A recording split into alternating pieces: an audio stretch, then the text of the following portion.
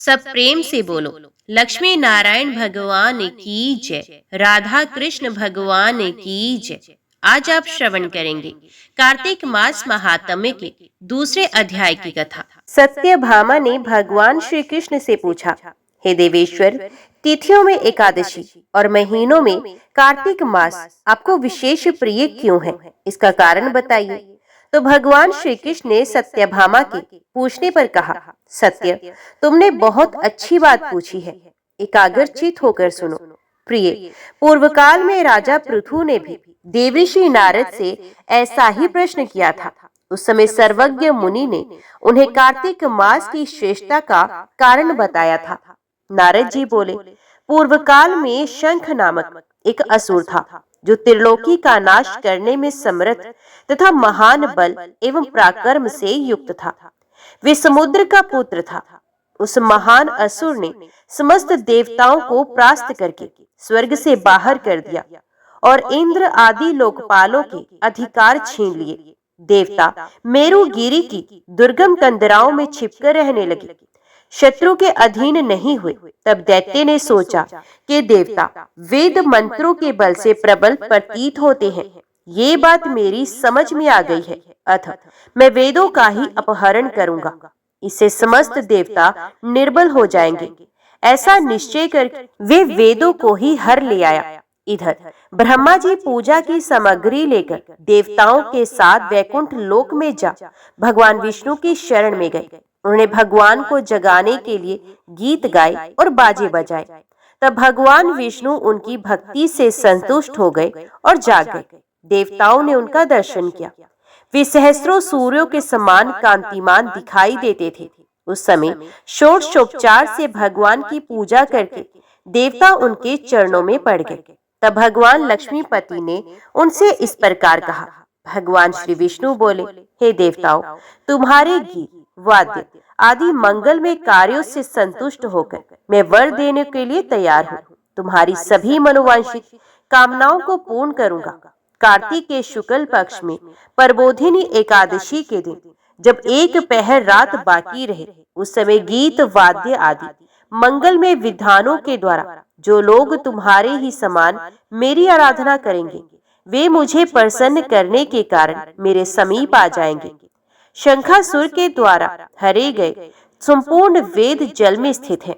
मैं सागर पुत्र शंख का वध करके उन्हें ले आऊंगा। आज से लेकर सदा ही प्रति वर्ष कार्तिक मास में मंत्र, बीज और यज्ञों से युक्त वेद जल में विश्राम करेंगे। आज से मैं भी इस महीने में जल के भीतर निवास करूंगा। तुम लोग भी मुनीश्वरों को साथ लेकर मेरे साथ आओ। इस समय जो श्रेष्ठ द्विज प्रातः स्नान करते हैं, वे निश्चय ही संपूर्ण यज्ञों का अभृत स्नान कर चुके। जिन्होंने जीवन भर शास्त्रोक्त विधि से कार्तिक के उत्तम व्रत का पालन किया हो, वे तुम लोगों के भी माननीय हैं। तुमने एकादशी को मुझे जगाया है, इसलिए ये तिथि मेरे लिए अत्यंत प्रीतिदायिनी और माननीय होगी। कार्तिक मास और एकादशी तिथि, इन दो व्रतों का यदि मनुष्य अनुष्ठान करे तो ये मेरे सानिध्य की प्राप्ति कराने वाला है। इनके समान दूसरा कोई साधन नहीं है। नारद जी कहते हैं, ये कहकर भगवान विष्णु मछली के समान रूप धारण करके आकाश से विंध्य पर्वत निवासी कश्यप मुनि की अंजलि में गिरे। मुनि ने करुणावश उस मत्स्य को अपने कमंडलू में रख लिया, किंतु वे उसमें अट ना सका। तब उन्होंने उसे कुएं में ले जाकर डाल दिया। जब उसमें भी वे ना आ सका, तब मुनि ने उसे तालाब में पहुंचा दिया, किंतु वहां भी यही दशा हुई। इस प्रकार उसे अनेक स्थानों में रखते हुए अंततः उन्होंने समुद्र में डाल दिया। वहां भी वे बढ़कर विशालकाय हो गया। तदंतर उन मत्स्य रूपधारी भगवान विष्णु ने शंखासुर का वध किया और उस शंख को अपने हाथों में लिए वे बद्री वन में गए। वहां संपूर्ण ऋषियों को बुलाकर भगवान ने इस प्रकार आदेश दिया। भगवान श्री विष्णु बोले, हे महर्षियों, जल के भीतर बिखरे हुए वेदों की खोज करो और रहस्यों सहित उनका पता लगाकर शीघ्र ही ले आओ। तब तक मैं देवताओं के साथ प्रयाग में ठहरता हूँ। तब तेज और बल से संपन्न समस्त मुनियों ने यज्ञ और बीज सहित वेद मंत्रों का उद्धार किया।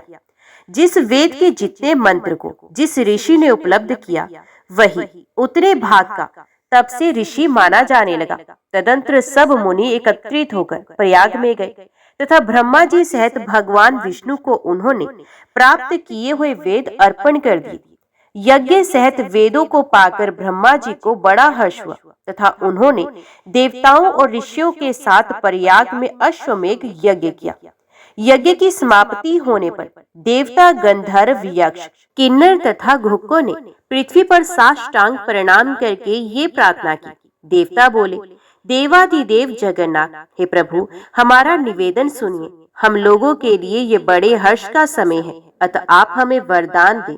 रमापति, इस स्थान पर ब्रह्मा जी को खोए हुए वेदों की प्राप्ति हुई है तथा आपकी कृपा से हमें भी यज्ञ भाग उपलब्ध हुआ है, अतः ये स्थान पृथ्वी पर सबसे अधिक श्रेष्ठ और पुण्यवर्धक हो। इतना ही नहीं, आपके प्रसाद से ये भोग और मोक्ष का भी दाता हो, साथ ही ये समय भी महान पुण्यदायक और ब्रह्म हत्यारे आदि की भी शुद्धि करने वाला हो। इसमें दिया हुआ सब कुछ अक्षय हो, यही वर आप हमें दीजिए। भगवान विष्णु ने कहा, देवताओं, तुमने जो कुछ भी कहा है उसमें मेरी भी सम्मति है, अतः तुम्हारी इच्छा पूर्ण हो। ये स्थान आज से ब्रह्म क्षेत्र नाम धारण करे।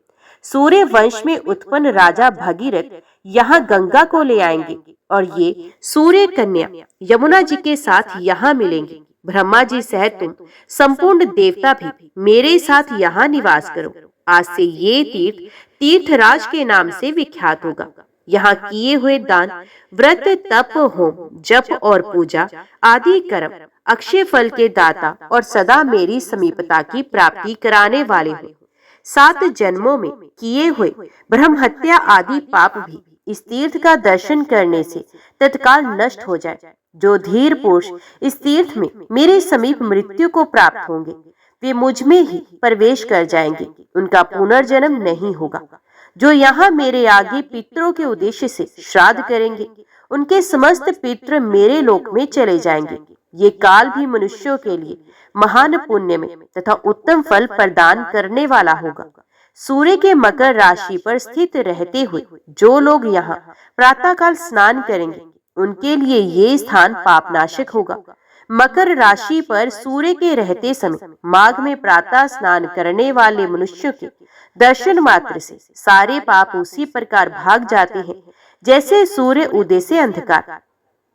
माघ में जब सूर्य मकर राशि पर स्थित हो उस समय यहाँ प्रातः स्नान करने पर मैं मनुष्यों को क्रमश सालोक्य, सामीप्य और सारूप्य तीनों प्रकार की मुक्ति दूंगा। मुनीश्वरों, तुम सब लोग मेरी बात सुनो। यद्यपि मैं सर्वत्र व्यापक हूँ तो भी बद्री वन में सदा विशेष रूप से निवास करता हूँ। अन्यत्र 10 वर्षों तक तपस्या करने से जिस फल की प्राप्ति होती है वही वहाँ एक दिन की तपस्या से तुम लोग प्राप्त कर सकते हो। जो नर श्रेष्ठ स्थान का दर्शन करते हैं वे सदा के लिए जीवन मुक्त हैं, उनके शरीर में पाप नहीं रहता। नारद जी कहते हैं, देव भगवान विष्णु देवताओं से इस प्रकार कहकर ब्रह्मा जी के साथ वहीं अंतर ध्यान हो गए तथा इंद्र आदि संपूर्ण देवता भी अपने अंशों से वहां रहकर स्वरूप से अंतर ध्यान हो गए।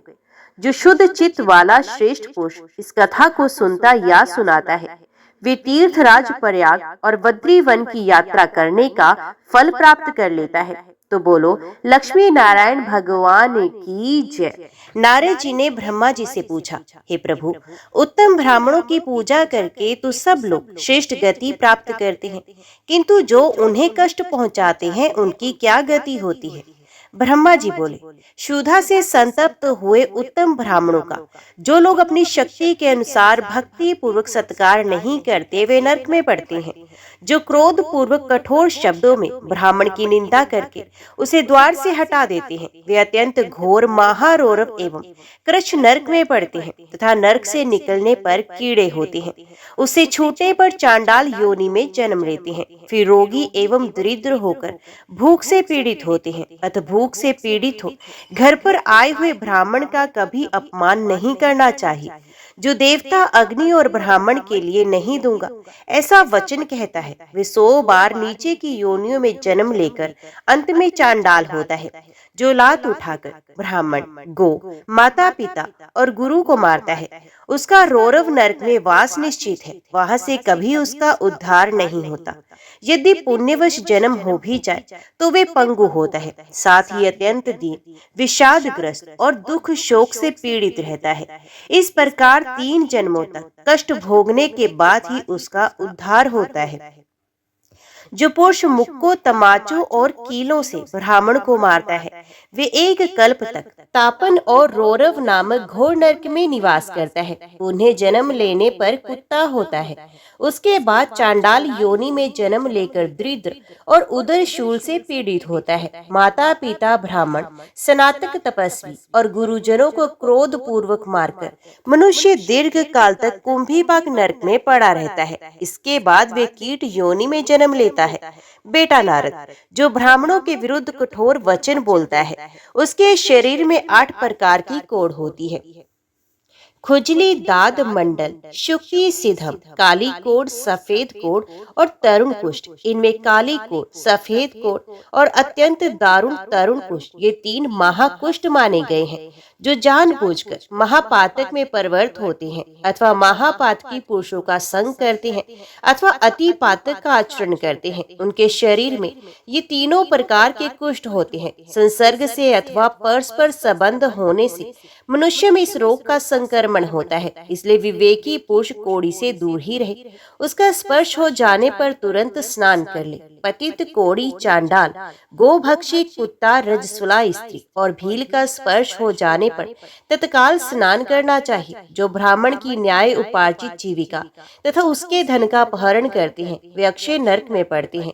जो चुगलखोर मनुष्य ब्राह्मणों का शीघ्र ढूंढा करते हैं, उसे देखकर या स्पर्श करके वस्त्र सहित जल में गोता लगाना चाहिए। ब्राह्मण के धन का यदि कोई प्रेम से उपभोग करे तो भी वे उसकी 7 पीढ़ियों तक को जला डालता है, और जो प्राकर्म पूर्वक छीनकर उसका उपभोग करता है, वे तो 10 पीढ़ी पहले और 10 पीढ़ी पीछे तक के पुरुषों को नष्ट कर देता है। विष को विष नहीं कहते, ब्राह्मण का धन ही विष कहलाता है। विष तो केवल उसके खाने वाले को ही मारता है, किंतु ब्राह्मण का धन पुत्र पौत्रों का भी नाश कर डालता है। जो मोहवश माता, ब्राह्मणी अथवा गुरु की स्त्री के साथ समागम करता है, वे घोर रौरव नरक में पड़ता है। वहां से पुण्य मनुष्य योनि में आना कठिन होता है। नारद जी ने पूछा, पिताजी, सभी ब्राह्मणों की हत्या से बराबर ही पाप लगता है अथवा किसी में कुछ कम या अधिक होता है?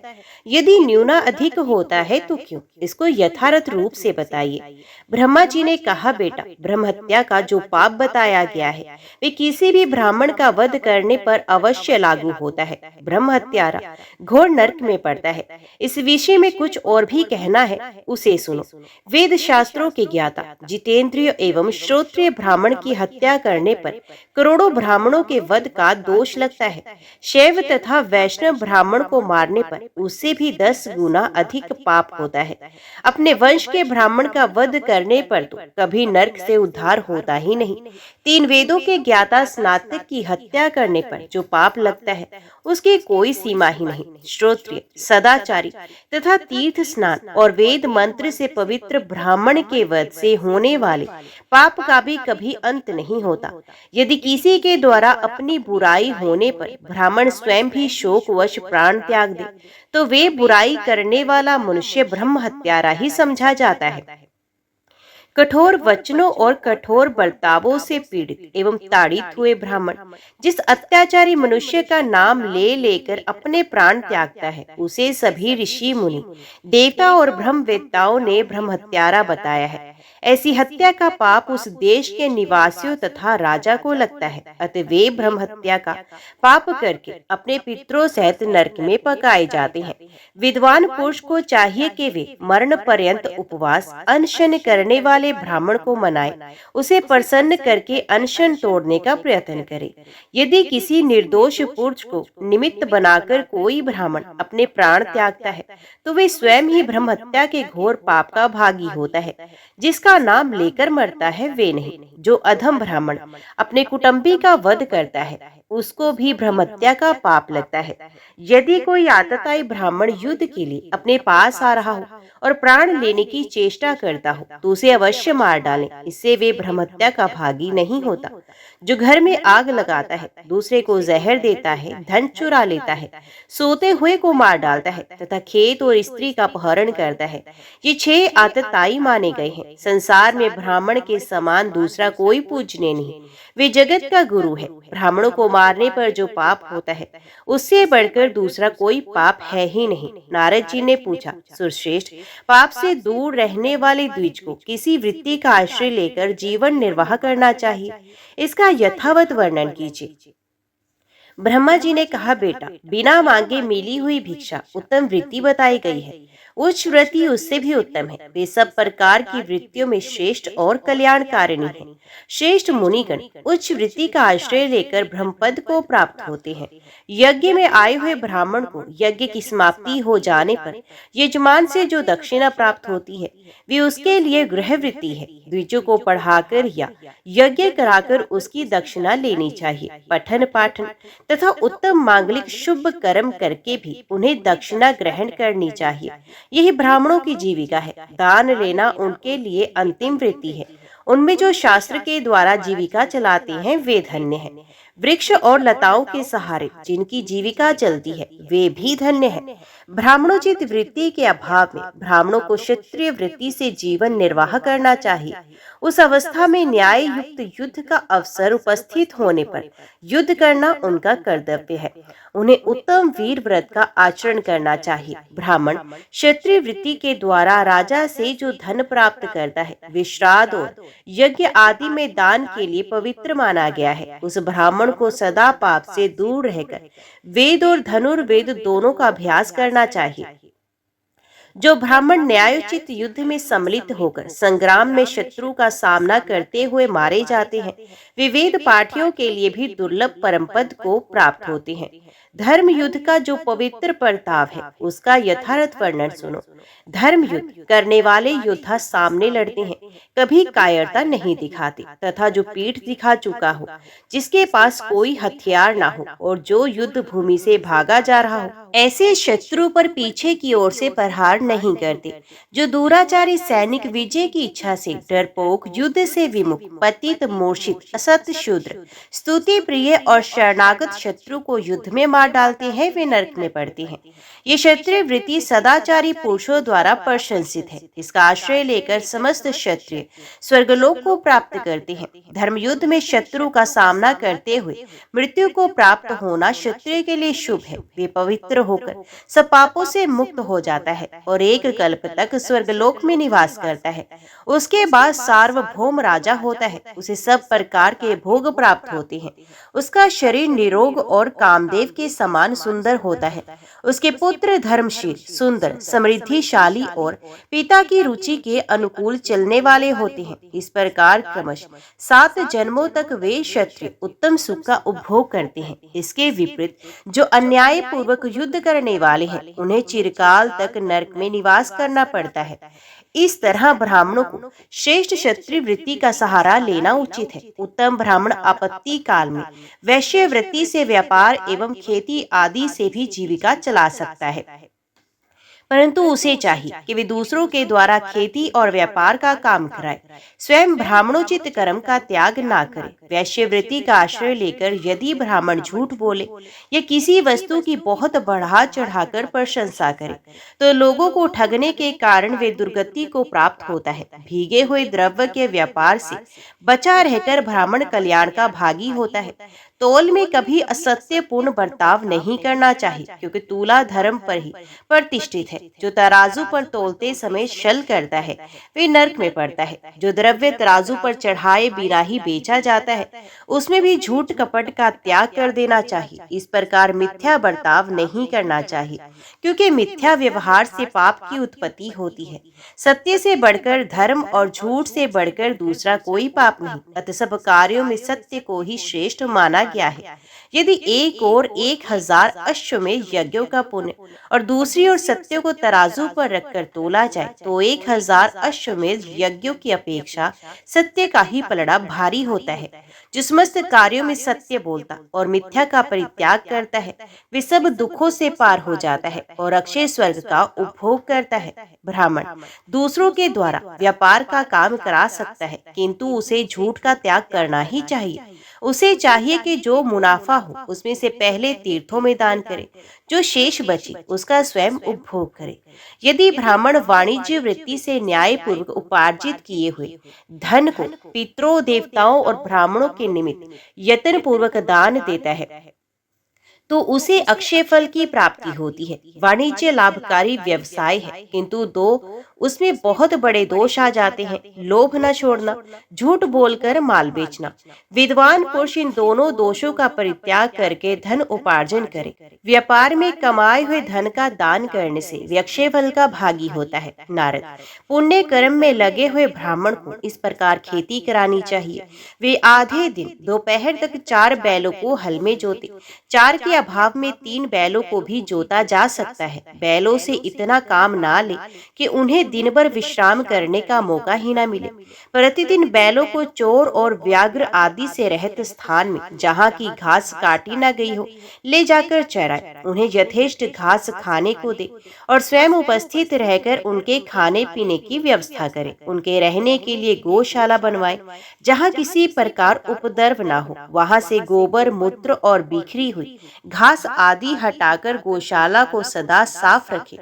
गौशाला संपूर्ण देवताओं का निवास स्थान है, अतः वहाँ कूड़ा नहीं फेंकना चाहिए। विद्वान पुरुष को उचित है कि वे अपने शयन गृह के समान गौशाला को साफ रखे, उसकी फर्श को समतल बनाए तथा यत्न पूर्वक ऐसी व्यवस्था करे जिससे वहाँ सर्दी, हवा और धूल धक्कड़ से बचाव हो। गौ को अपने प्राणों के समान समझे, उसके शरीर को अपने ही शरीर के तुल्य माने। अपनी देह में जैसे सुख दुख होते हैं, वैसे ही गौ के शरीर में भी होते हैं। ऐसा समझकर गौ के कष्ट को दूर करने और उसे सुख पहुंचाने की चेष्टा करे। जो इस विधि से खेती का काम कराता है, वे बैल को जोतने, दोष से मुक्त और धनवान होता है। जो दुर्बल, रोगी, अत्यंत छोटी अवस्था के और अधिक बूढ़े बैल से काम लेकर उसे कष्ट पहुंचाता है, उसे गो हत्या का पाप लगता है। जो एक और दुर्बल और दूसरी ओर बलवान बैल को जोड़कर उनसे भूमि को जुतवाता है, उसे गो हत्या के समान पाप का भागी होना पड़ता है। इसमें तनिक भी संदेह नहीं। जो बिना चारा खिलाए ही बैल को हल जोतने के काम में लगाता है तथा घास खाते और पानी पीते हुए बैल को मोहवश हाँक देता है, वे भी गो हत्या के पाप का भागी होता है। अमावस्या, संक्रांति तथा पूर्णिमा को हल जोतने से 10,000 गो हत्या का पाप लगता है। जो उपर्युक्त तिथियों को गौ के शरीर में सफेद और रंग बिरंगी रचना करके काजल, पुष्प और तेल के द्वारा उनकी पूजा करता है, वे अक्षय स्वर्ग का भागी होता है। जो प्रतिदिन दूसरे की गाय को मुट्ठी भर घास देता है, उसके समस्त पापों का नाश हो जाता है तथा वे अक्षय स्वर्ग का उपभोग करता है। जैसा ब्राह्मण का महत्व है, वैसा ही गो का भी महत्व है। दोनों की पूजा का फल समान ही है। विचार करने पर मनुष्यों में ब्राह्मण प्रधान है और पशुओं में गो। नारद जी ने पूछा, नाथ, आपने बताया है कि ब्राह्मण की उत्पत्ति भगवान के मुख से हुई है, फिर गौओं की उससे तुलना कैसे हो सकती है? विधाता, इस विषय को लेकर मुझे बड़ा आश्चर्य हो रहा है। ब्रह्मा जी ने कहा, बेटा, पहले भगवान के मुख से महान तेजोमय पुंज प्रकट हुआ। उस तेज से सर्वप्रथम वेद की उत्पत्ति हुई। तत्पश्चात अग्नि, गौ और ब्राह्मण ये पृथक पृथक उत्पन्न हुए। मैंने संपूर्ण लोकों और भुवनों की रक्षा के लिए पूर्व काल में एक वेद से 4 वेदों का विस्तार किया। अग्नि और ब्राह्मण देवताओं के लिए हविष्य ग्रहण करते हैं और भविष्य गौ से उत्पन्न होता है, इसलिए चारों ही जगत के जन्मदाता है। यदि ये चारों महत्तर पदार्थ विश्व में नहीं होते तो ये सारा चराचर जगत नष्ट हो जाता। यही सदा जगत को धारण किए हैं, जिससे स्वभावत इसकी स्थिति बनी रहती है। ब्राह्मण, देवता तथा असुरों को भी गौ की पूजा करनी चाहिए, क्योंकि गौ सब कार्य में उदार तथा वास्तव में समस्त गुणों की खान है। वे साक्षात संपूर्ण देवताओं का स्वरूप है। सब प्राणियों पर उसकी दया बनी रहती है। प्राचीन काल में सबके पोषण के लिए मैंने गौ की सृष्टि की थी। गौ की प्रत्येक वस्तु पावन है और समस्त संसार को पवित्र करती है। गौ का मूत्र, गोबर, दूध, दही और घी, इन पंच गव्यों का पान कर लेने पर शरीर के भीतर पाप नहीं ठहरता। इसलिए धार्मिक पुरुष प्रतिदिन गौ के दूध, दही और घी खाया करते हैं। गव्य पदार्थ संपूर्ण द्रव्यों में श्रेष्ठ, शुभ और प्रिय है। जिसको गाय का दूध, दही और घी खाने का सौभाग्य नहीं प्राप्त होता, उसका शरीर मल के समान है। अन्न आदि 5 रात्रि तक, दूध 7 रात्रि तक, दही 20 रात्रि तक और घी 1 मास तक शरीर में अपना प्रभाव रखता है। जो लगातार 1 मास तक बिना गव्य का भोजन करता है, उस मनुष्य के भोजन में प्रेतों का भाग होता है। इसलिए प्रत्येक युग में सब कार्यों के लिए एकमात्र गो ही प्रशस्त मानी गई है। गो सदा और सब समय धर्म, अर्थ, काम और मोक्ष, ये चारों पुरुषार्थ प्रदान करती है। जो गो की एक बार प्रदक्षिणा करके उसे प्रणाम करता है, वे सब पापों से मुक्त होकर अक्षय स्वर्ग का भागी होता है। जैसे देवताओं के आचार्य बृहस्पति जी वंदनीय है, जिस प्रकार भगवान लक्ष्मीपति सबके पूजनीय है, उसी प्रकार गो भी वंदनीय और पूजनीय है। जो मनुष्य प्रातः काल उठकर गो और उसके घी का स्पर्श करता है, वे सब पापों से मुक्त हो जाता है। गोएं दूध और घी प्रदान करती हैं। वे घृत की उत्पत्ति स्थान और घी की उत्पत्ति में कारण है। वे घी की नदियां हैं, उनमें घी की भंवरें उठती हैं। ऐसी गोएं सदा मेरे घर पर मौजूद रहें। घी मेरे संपूर्ण शरीर और मन में स्थित हो। गोएं सदा मेरे आगे रहें, वे ही मेरे पीछे रहें। मेरे सब अंगों को गौ का स्पर्श प्राप्त हो, मैं गौओं के बीच में निवास करूं। इस मंत्र को प्रतिदिन संध्या और सवेरे समय शुद्ध भाव से आचमन करके जपना चाहिए। ऐसा करने से उसके सब पापों का क्षय हो जाता है तथा वे स्वर्गलोक में पूजित होता है। जैसे गो आदरणीय है, वैसे ही ब्राह्मण, जैसे ब्राह्मण है वैसे भगवान श्री विष्णु, जैसे भगवान श्री विष्णु है वैसे ही श्री गंगा जी भी हैं। ये सभी धर्म के साक्षात स्वरूप माने गए हैं। गोए मनुष्य की बंधु हैं, मनुष्य गौ के बंधु हैं। जिस घर में गौ नहीं, वे बंधु रहत गृह। 6 अंगों, पदों और क्रमों से संपूर्ण वेद गौओं के मुख में निवास करते हैं। उनके सींगों में भगवान श्री शंकर और श्री विष्णु सदा विराजमान रहते हैं। गौओं के उदर में कार्तिकेय, मस्तक में ब्रह्मा, ललाट में महादेव जी, सींगों के अग्रभाग में इंद्र, दोनों कानों में अश्विनी कुमार, नेत्रों में चंद्रमा और सूर्य, दांतों में गरुड़, जीवा में सरस्वती देवी, अपान गुदा में संपूर्ण तीर्थ, मूत्र स्थान में गंगा जी, रोमकूपों में ऋषि, मुख और पृष्ठ भाग में यमराज, दक्षिण पार्श्व में वरुण और कुबेर, वाम पार्श्व में तेजस्वी और महाबली यक्ष, मुख के भीतर गंधर्व, नासिका के अग्र भाग में सर्प, खुरों के पिछले भाग में अप्सराएं, गोबर में लक्ष्मी, गोमूत्र में पार्वती, चरणों के अग्र भाग में आकाशचारी देवता, रंभाने की आवाज में प्रजापति और थनों में भरे हुए चारों समुद्र निवास करते हैं। जो प्रतिदिन स्नान करके गौ का स्पर्श करता है, वे मनुष्य सब प्रकार के स्थूल पापों से भी मुक्त हो जाता है। जो गौओं के खुर से उड़ी हुई धूल को सर पर धारण करता है, वे मानो तीर्थों के जल में स्नान कर लेता है और सब पापों से छुटकारा पा लेता है। सब प्रेम से बोलो, गौ माता की जय, लक्ष्मी नारायण भगवान की जय, राधा कृष्ण भगवान की जय। अभी श्रवण कीजिए श्रीमद् भागवत गीता के दूसरे अध्याय का महात्म्य। श्री भगवान कहते हैं, हे लक्ष्मी, प्रथम अध्याय का महात्म्य का उत्तम उपाख्यान मैंने तुम्हें सुना दिया। अब अन्य अध्यायों के महात्म्य श्रवण करो। दक्षिण दिशा में वेद वेत्ता ब्राह्मणों के पुरंदरपुर नामक नगर में श्रीमान देव शर्मा नामक एक विद्वान ब्राह्मण रहते थे। वे अतिथियों के पूजक, स्वाध्यायशील, वेद शास्त्रों के विशेषज्ञ, यज्ञों का अनुष्ठान करने वाले और तपस्वियों के सदा ही प्रिय थे। उन्होंने उत्तम द्रव्यों के द्वारा अग्नि में हवन करके दीर्घ काल तक देवताओं को तृप्त किया, किंतु उन धर्मात्मा ब्राह्मण को कभी सदा रहने वाली शांति नहीं मिली। वे परम कल्याण में तत्व का ज्ञान प्राप्त करने की इच्छा से प्रतिदिन प्रचुर सामग्रियों के द्वारा सत्य संकल्प वाले तपस्वियों की सेवा करने लगे। इस प्रकार शुभ आचरण करते हुए उन्हें बहुत समय बीत गया। तदंतर एक दिन पृथ्वी पर उनके समक्ष एक त्यागी महात्मा प्रकट हुए। वे पूर्ण अनुभवी, आकांक्षा रहित, नासिका के अग्र भाग पर दृष्टि रखने वाले तथा शांत चित्त थे। निरंतर परमात्मा के चिंतन में संलग्न हो वे सदा आनंद विभोर रहते थे। देव शर्मा ने उन नित्य संतुष्ट तपस्वी को शुद्ध भाव से प्रणाम किया और पूछा, महात्मन, मुझे शांतिमय स्थिति कैसे प्राप्त होगी? तब उन आत्मज्ञानी संत ने देव शर्मा को सोपुर ग्राम के निवासी मित्रवान का, जो बकरियों का चरवाहा था, परिचय दिया और कहा, वही तुम्हें उपदेश देगा। ये सुनकर देव शर्मा ने महात्मा के चरणों की वंदना की और समृद्धिशाली सोपुर ग्राम में पहुंचकर उसके उत्तर भाग में एक विशाल वन को देखा। उसी वन में नदी के किनारे एक शिला पर मित्रवान बैठा था।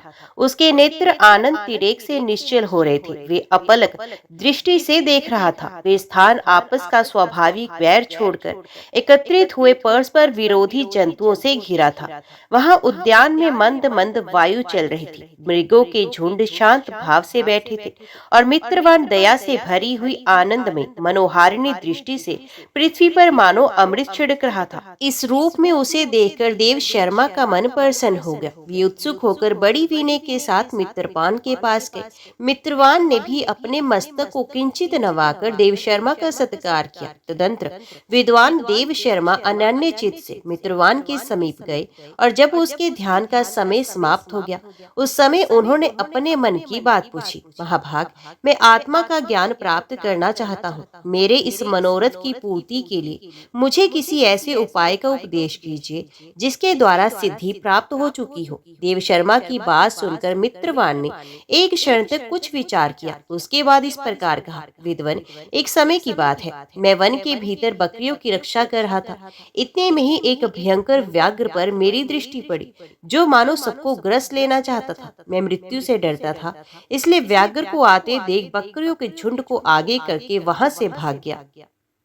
किंतु एक बकरी तुरंत ही सारा भय छोड़कर नदी के किनारे उस व्याघ्र के पास बेरोक टोक चली गई। फिर तो व्याघ्र भी द्वेष छोड़कर चुपचाप खड़ा हो गया। उसे इस अवस्था में देखकर बकरी बोली, व्याघ्र, तुम्हें तो अभीष्ट भोजन प्राप्त हुआ है। मेरे शरीर से मांस निकालकर प्रेम पूर्वक खाओ ना। तुम इतनी देर से खड़े क्यों हो? तुम्हारे मन में मुझे खाने का विचार क्यों नहीं हो रहा?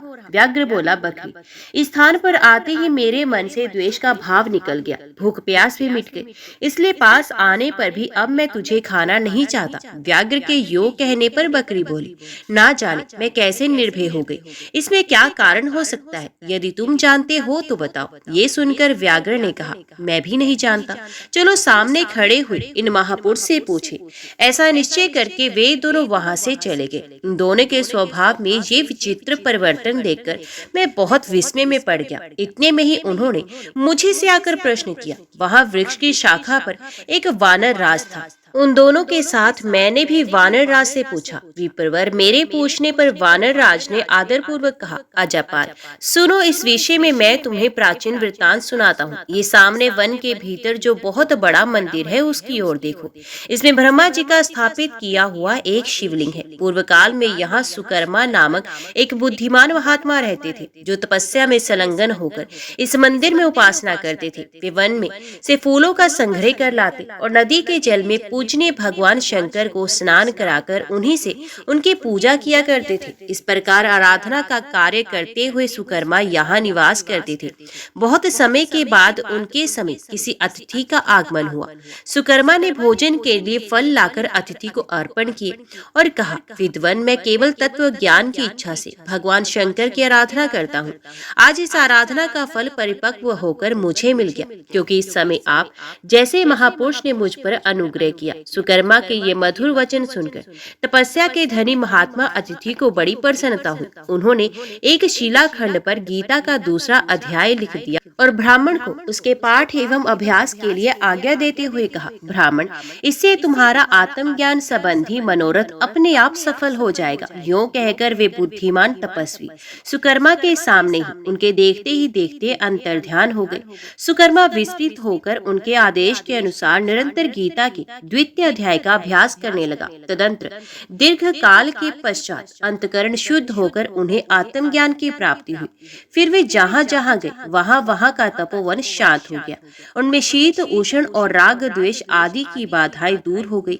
इतना ही नहीं, इन स्थानों में भूख प्यास का कष्ट भी जाता रहा तथा भय का सर्वथा अभाव हो गया।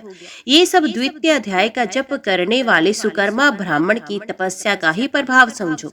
मित्रवान कहता है, वानर राज के यूं कहने पर मैं प्रसन्नता पूर्वक बकरी और व्याघ्र के साथ उस मंदिर की ओर गया। वहां जाकर शिलाखंड पर लिखे हुए गीता के द्वितीय अध्याय को मैंने देखा भी और पढ़ा भी। उसी की आवृत्ति करने से मैंने तपस्या का पार पा लिया है। अतः भद्रपुरुष, तुम भी सदा द्वितीय अध्याय की ही आवृत्ति किया करो। ऐसा करने पर मुक्ति तुमसे दूर नहीं रहेगी। श्री भगवान कहते हैं, प्रिय मित्रवान के इस प्रकार आदेश देने पर देव शर्मा ने उसका पूजन किया और उसे प्रणाम करके पुरंदरपुर की राह ली। वहाँ किसी देवालय में पूर्वोक्त आत्मज्ञानी महात्मा को पाकर उन्होंने ये सारा वृत्तांत निवेदन किया और सबसे पहले उन्हीं से द्वितीय अध्याय को पढ़ा। उनसे उपदेश पाकर शुद्ध अंतकरण वाले देव शर्मा प्रतिदिन बड़ी श्रद्धा के साथ द्वितीय अध्याय का पाठ करने लगे। तब से उन्होंने अनवद्य प्रशंसा के योग्य परम पद को प्राप्त किया। ओम नमो भगवते वासुदेवाय नमः। जय श्री राधे कृष्ण। आज की वीडियो में इतना ही। उम्मीद करती हूँ वीडियो आपको पसंद आई होगी। वीडियो पसंद आई हो तो वीडियो को लाइक और चैनल को सब्सक्राइब जरूर कीजिएगा। जय श्री हरि लिखकर कमेंट बॉक्स में अपनी हाजिरी और अपने सुझाव देना ना भूलेगा। तो मिलते हैं अगली कथा अगली वीडियो के साथ। तब तक के लिए देखते व सुनते रहिए। जय मां कंजक, जय माता दी।